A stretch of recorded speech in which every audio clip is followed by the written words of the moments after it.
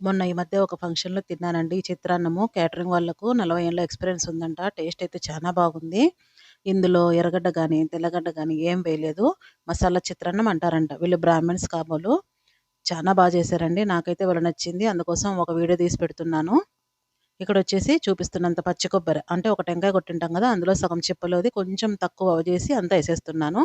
అంటే కొంచెం పట్టుకున్నాననమాట. ఒక కాలు భాగమంతా. ఇదంతా ఏసేసుకొని అలాగే కొత్తిమీర, కరివేపాకు, తగినన్ని పచ్చిమిరపకాయలు. ఇక్కడ నేను అర్ధ కేజీ బియ్యానికి చూపిస్తున్నాను. కారం మీరెంత పడితే అంత ఏసుకోవచ్చు. ఒక స్పూన్ ఆవాలు, ఒక స్పూన్ జీలకర్ర, అలాగే కొంచెం బెల్లము. ఇదంతా నీళ్ళేసి కొంచెం మెత్తగా ఆడించుకోవాలి మిక్సీకి. ఇప్పుడొచ్చేసి తిరువాతకు మామూలుగానే గదండీ నూనేసుకొని ఆవాలు, జీలకర్ర, శనగిత్తనాలు, గోడంబి, అలాగే ఉద్దిబళ్ళు, శనగబళ్ళు మనం మామూలుగా చిత్రాన్నం తర్వాతలాగే సేమ్ ఇది గూడా.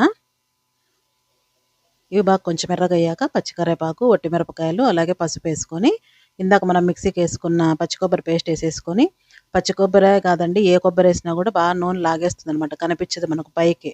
అందుకోసం ఏం జేయాలంటే నేను మళ్ళీ చెప్తాను. అలాగే కంటిన్యూగా చూడండి. ఇది పచ్చివాసన పోయేదాకా వేయించుకోవాలనమాట. ఇదేంది ఇంత నీళ్ళగుంది అన్నంలో కలుపుకుంటే ఎట్లుంటుందనుకోవచ్చు.